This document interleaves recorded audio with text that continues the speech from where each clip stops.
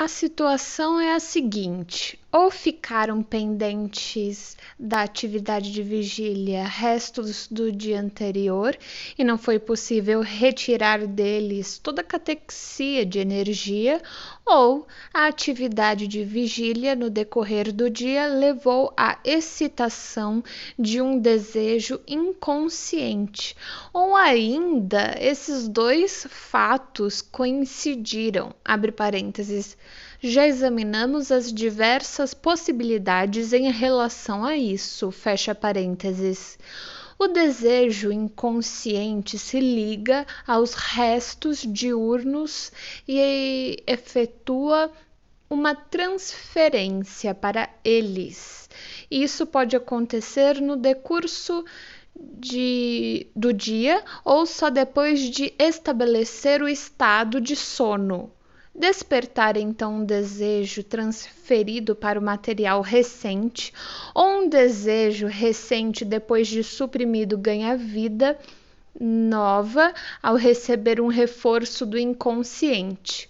Este desejo procura ganhar acesso à consciência pela via normal, tomada pelos processos de pensamento através do PCS, abre parênteses, ao qual, na verdade, pertence em parte, fecha parênteses.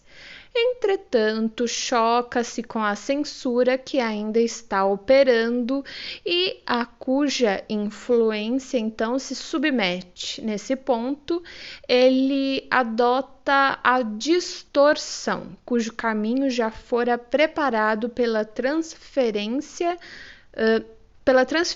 do desejo para o material recente. Até aí, ele está em vias de se transformar numa ideia obsessiva, num delírio ou algo parecido, travessão. Isto é, num pensamento intensificado pela transferência e distorcido em sua expressão pela censura. Seu avanço subsequente, porém, é detido pelo estado de sono em que se acha o pré-consciente. Abre parênteses. Há uma probabilidade de que esse sistema se tenha protegido da invasão, diminuindo suas próprias excitações. Fecha parênteses. O processo onírico, consequentemente, entra num caminho regressivo que lhe é aberto precisamente pela natureza peculiar do estado de sono e é levado por esse caminho pela atração sobre ele exercida por grupos de lembranças. Algumas destas existem apenas sob a forma de catexias visuais e não como traduções para a terminologia dos sistemas posteriores. No curso de seu trajeto regressivo, o processo onírico adquire o atributo da representabilidade. Abre parênteses, abordarei mais adiante a questão da compreensão, fecha parênteses. Completou agora a segunda parte de sua trajetória em zigue-zague. A primeira parte foi progressiva, indo das cenas ou fantasias inconscientes para o pré-consciente. A segunda retrocedeu da fronteira da censura até as percepções. Mas, ao tornar-se perceptivo, o conteúdo do processo onírico encontrou, por assim dizer, um meio de esquivar-se do obstáculo erguido em seu caminho pela censura e pelo estado de sono do PCS. Logra chamar a atenção para si próprio e ser notado pela consciência. Ocorre que a consciência, que encaramos como um órgão dos sentidos para a apreensão de qualidades psíquicas, é passível, na vigília, de receber excitações de duas fontes. Em primeiro lugar, pode receber excitações da periferia de todo o aparelho do sistema perceptivo e, além disso, pode receber excitações de prazer e desprazer, que mostram ser quase a única qualidade psíquica ligada a transposições de energia no interior do aparelho. Todos os outros processos do sistema Y, inclusive o PCS, carecem de qualquer qualidade psíquica e, desse modo, não podem ser objetos da consciência, exceto na medida em que trazem prazer ou desprazer à percepção. Somos, assim, levados a concluir que essas liberações de prazer e desprazer regulam automaticamente o curso dos processos de catequização. No entanto, para possibilitar desempenhos mais delicadamente ajustados, fez-se depois necessário tornar o curso das representações menos dependente da presença ou da ausência de desprazer. Para esse fim, o sistema PCS precisava ter qualidades próprias que pudessem atrair a consciência, e parece altamente provável que as tenha obtido ligando os processos pré-conscientes com o sistema minêmico dos signos linguísticos. Sistema este não desprovido de qualidade. Por intermédio das qualidades desse sistema, a consciência, que fora até então um órgão sensorial apenas para as percepções, tornou-se também um órgão sensorial para parte de nossos processos de pensamento. Assim, existem agora, por assim dizer, duas superfícies sensoriais, uma voltada para a percepção e a outra para os processos de pensamento pré-conscientes. Tenho de presumir que o estado de sono torna a superfície sensorial da consciência voltada para o PCS muito mais insuscetível à excitação do que a superfície voltada para os sistemas PCPT. Além disso, esse abandono do interesse pelos processos de pensamento durante a noite tem uma finalidade. O pensamento tem de deter-se porque o PCS exige dormir.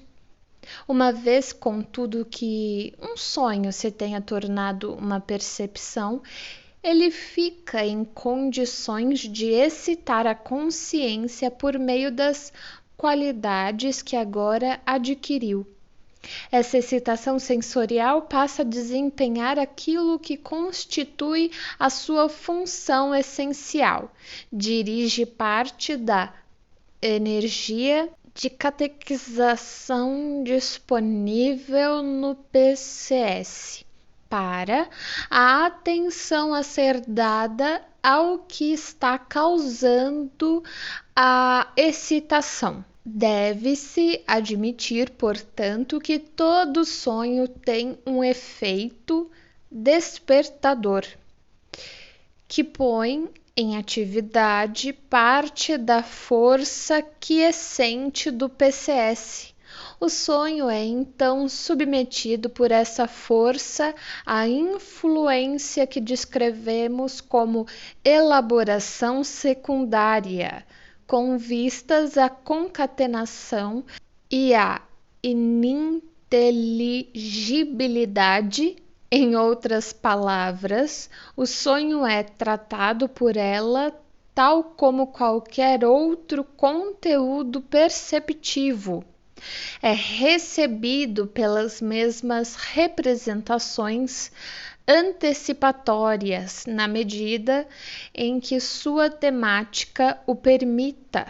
Quanto a haver uma direção nessa terceira parte do processo onírico, trata-se novamente de uma direção progressiva. Para evitar mal-entendidos, dizer uma palavra sobre as relações cronológicas desses processos oníricos não deixa de ser oportuno. Uma conjectura muito atraente foi formulada por Goblot, 1896. Sem dúvida, sugerida pelo Enigma do Sonho de Maury, com a guilhotina. Ele procura mostrar que o sonho não ocupa mais que o período de transição entre o dormir e o despertar. O processo de despertar leva certo tempo e durante esse tempo ocorre o sonho. Imaginamos que a imagem onírica final foi tão poderosa que nos compeliu a acordar, quando, a rigor, ela só foi poderosa assim porque, naquele momento, já estávamos a ponto de acordar. Abre parênteses. Un rêve c'est un réveil qui commence. Fecha parênteses. Já Dugas, 1897, havia assinalado que Goblot teria de desprezar muitos fatos para poder generalizar sua tese. Ocorrem sonhos dos quais não despertamos. Travessão, por exemplo. Alguns em que sonhamos estar sonhando. Com o nosso conhecimento do trabalho do sonho, não nos é possível concordar em que ele abrange apenas o período do despertar. Parece provável, ao contrário, que a primeira parte do trabalho do sonho já começa durante o dia, sob o controle do pré-consciente. Sua segunda parte, travessão, a modificação imposta pela censura, a atração exercida pelas cenas inconscientes e sua irrupção forçosa na percepção, travessão de certo, transcorre ao longo de toda a noite. E nesse sentido, talvez estejamos sempre certos ao expressar a sensação de havermos sonhado a noite inteira, embora não saibamos dizer com que. Mas parece-me desnecessário supor que os processos oníricos realmente sigam até o momento de se tornarem conscientes. A ordem cronológica em que os descrevi, que a primeira coisa a aparecer seja o desejo onírico transferido, seguindo-se então a distorção causada pela censura, depois a mudança regressiva de direção, etc. Fui obrigado a adotar essa ordem em minha descrição. Mas o que acontece na realidade é indubitavelmente uma exploração simultânea deste e daquele caminho, uma oscilação da excitação, ora para cá, ora para lá, até que, por fim, ela se acumula na direção mais oportuna e um determinado agrupamento se torna permanente. Algumas de minhas experiências pessoais levam-me a suspeitar que o trabalho do sonho frequentemente requer mais do que um dia e uma noite para atingir seu resultado. E, se assim for, já não teremos por que sentir nenhum espanto ante a extraordinária engenhosidade exibida na formação do sonho. Em minha opinião, até a exigência de que o sonho se torne inteligível como um evento perceptivo pode efetivar-se antes que o sonho atraia para si a consciência. Daí por diante, contudo, o ritmo é acelerado, pois, nesse ponto, o sonho é tratado da mesma maneira que qualquer outra coisa percebida. É como um fogo de artifício que leva horas para ser preparado, mas se consome num momento. O processo onírico adquiriu agora, através do trabalho do sonho, intensidade suficiente para atrair para si a consciência e despertar o pré-consciente, quaisquer que sejam a duração e a profundidade do sono. Ou então sua intensidade é insuficiente para conseguir isso e ele tem de permanecer em estado de alerta até que, pouco antes do despertar, a atenção se torna mais móvel e vem a seu encontro. A maioria dos sonhos parece operar com intensidade psíquica comparativamente baixas, pois quase todos esperam até o momento de despertar.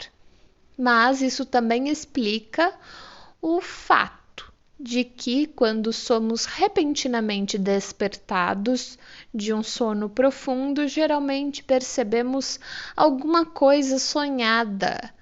Em tais casos, tal como quando acordamos espontaneamente, a primeira coisa que vemos é o conteúdo perceptivo construído pelo trabalho do sonho e logo a seguir o conteúdo perceptivo que nos é oferecido de fora.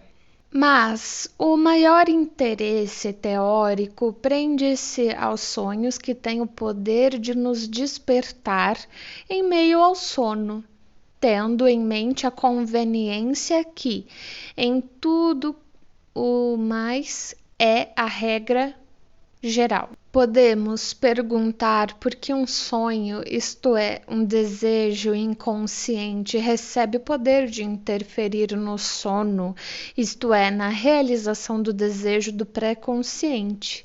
A explicação reside, sem dúvida, em relações de energia que não temos conhecimento. Se dispuséssemos desse conhecimento, provavelmente descobriríamos que deixar o sonho seguir seu curso e despender nele certa quantidade de atenção mais ou menos desinteressada é uma economia de energia comparada a manter o inconsciente tão rigidamente controlado à noite quanto de dia. A experiência nos mostra que sonhar é compatível com dormir, mesmo que o sonho interrompa o sono diversas vezes durante a noite. Acorda-se por um instante e logo se volta a adormecer.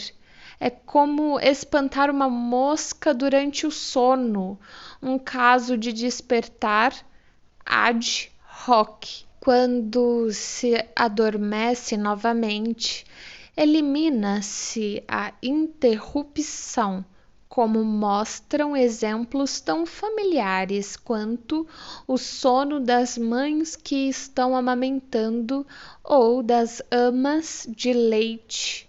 A realização do desejo de dormir é inteiramente compatível com a manutenção de certo dispêndio de atenção em algum sentido específico. Surge neste ponto uma objeção baseada num melhor conhecimento dos processos inconscientes. Eu próprio afirmei que os desejos inconscientes são sempre ativos, entretanto, a despeito disso, eles não parecem ser suficientemente fortes para se tornarem perceptíveis durante o dia. Se, no entanto, enquanto prevalece o estado de sono, o desejo inconsciente mostra-se intenso o bastante para formar um sonho e com ele despertar o pré-consciente, porque faltaria essa intensidade depois de se ter tomado conhecimento do sonho? Não deveria ele continuar a repetir-se perpetuamente, tal como a incômoda mosca contínua a retornar depois de ter sido espantada? Que direito temos nós de asseverar que os sonhos se livram da perturbação do sono? É perfeitamente verídico que os desejos inconscientes permanecem sempre ativos, representam caminhos que sempre podem ser percorridos toda vez que uma quantidade de excitação se serve deles.